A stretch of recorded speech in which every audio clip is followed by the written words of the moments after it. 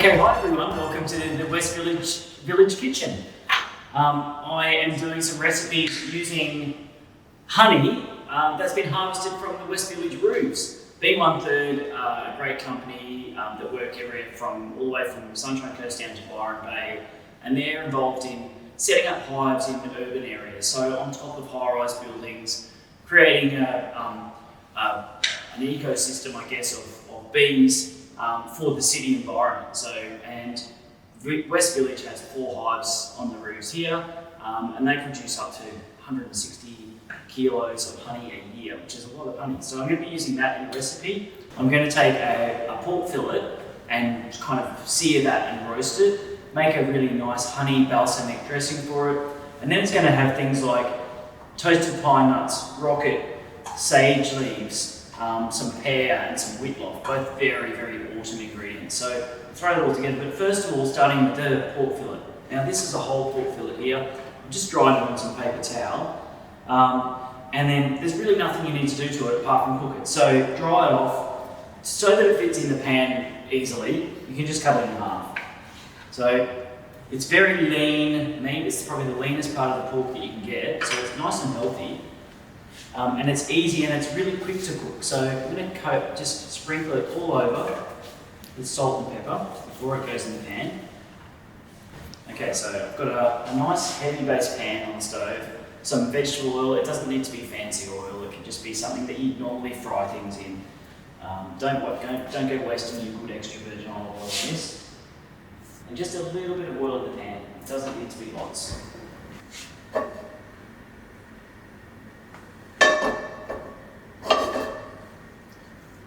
And then should be able to hear that nice little sizzle. Don't want it to be crazy hot, but just enough to get some nice colour all over. And then I'm going to finish it off in the oven.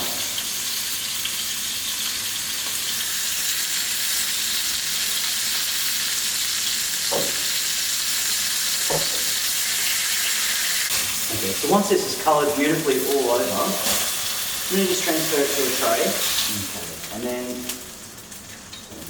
transfer this into the oven, and it's a very lean piece of meat as well, so it doesn't need to be cooked for a long time.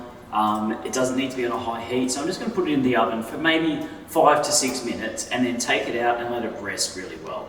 So you don't want this to be overcooked. If you overcook pork, it turns out really dry. You want it to just be cooked through to the centre, rest it, and then it'll kind of the heat it and cook it the rest of the way.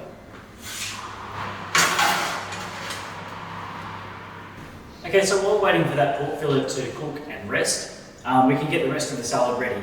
We need to make the dressing first, and this is really easy. We just start with some mustard. Dijon mustard is really good for holding the dressing together. So you've got vinegar, you've got oil, we'll have the honey. We need something to kind of emulsify it and hold it all together. So it doesn't need to be a lot, just a little bit of Dijon mustard. And some of the B1/3 honey that comes straight off the roof. 1 teaspoon of Dijon to 2 teaspoons of honey. I reckon it's going to be a nice combination. And then a little splash of balsamic vinegar. And whisk all that together first. So get all those 3 things combined, and then we're going to start adding the olive oil to it. So good extra virgin olive oil, good balsamic vinegar, good extra virgin olive oil are 2 really good things to have in your cupboard. If you like to cook and you like good food, you need those 2 things. Spend a little bit extra on them, get some good stuff. Cobram is a really good brand, good Australian brand. And then while you're whisking that, just whisk the olive oil in, so kind of all those 4 things come together nicely and emulsify.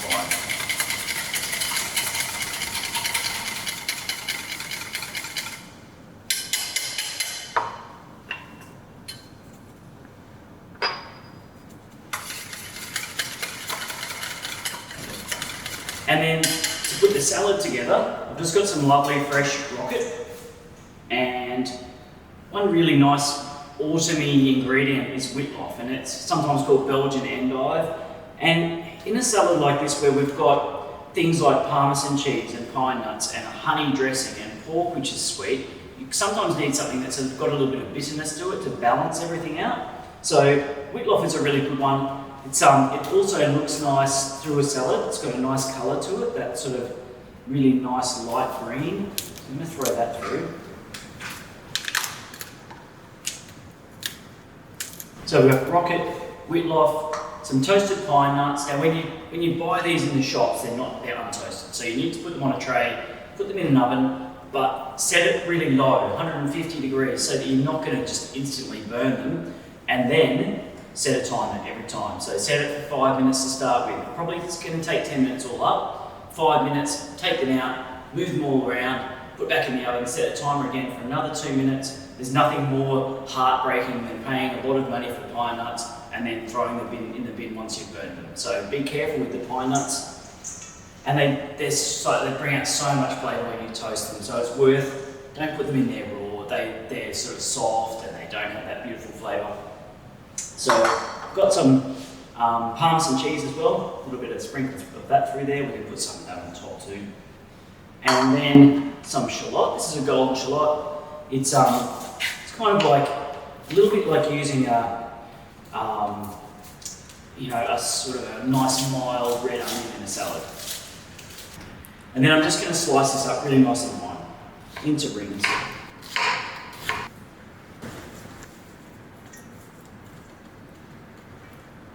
And then the last thing in the salad is going to be pear, which is really the star of the show other than the pork. It's a really autumn thing. It's something that's grown locally here in Queensland all through autumn. It's a good time to eat them. They're at their best now. And what I like to do is just kind of take the core out. I want to slice these nice and thinly, and I'll show you a couple of different ways. Just take the core out. Now, if you've got one of these little Japanese mandolins, this is a good way to keep it nice and even and nice and thin through the salad. But if not, you can just put your half a pear cut side down on the board so it doesn't move around.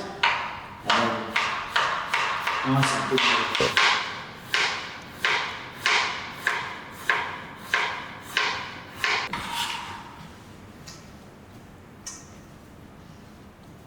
And then just one last thing for this dish. I've got some lovely sage leaves here, and sage leaves, if you fry them, they get really nice and crispy. Pork and sage and pear, classic combination.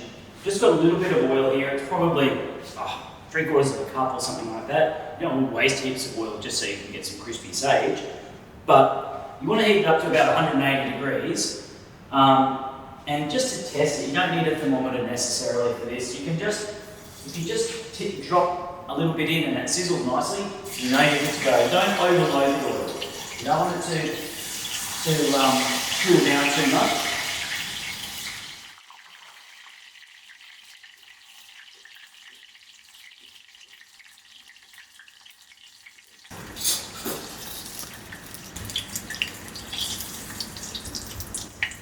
So those beautiful pork fillets been in the oven for about 5 or 6 minutes. They should be still a little bit springy.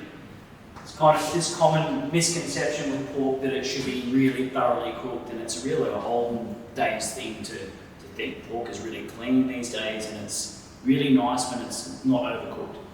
So, and then the most important thing, that was in the oven for 6 minutes, maybe at 180 degrees, and then it needs to be taken out and rested. So if it's in the oven for 6 minutes, you rest it for at least half of that. So a good 5 minutes. And it lets it just all relax and all those juices sort of absorb back into the meat. And when we have a look at it, it should be just cooked through, and that's perfect.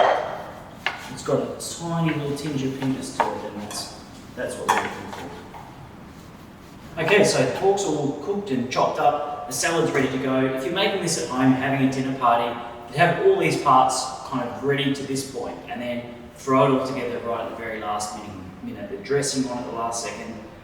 So we're just gonna throw that pork through, and then the dressing.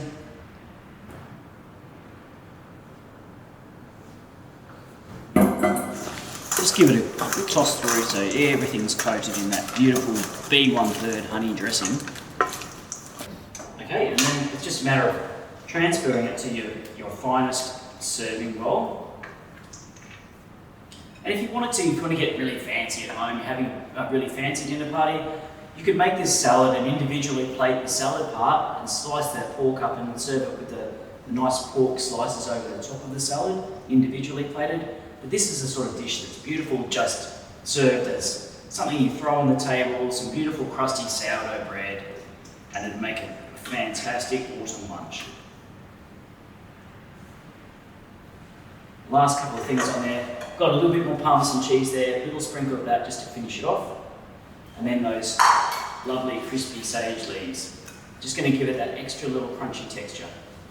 And there you have it, the autumn pork, pear and pine nut salad with the B1/3 honey and balsamic.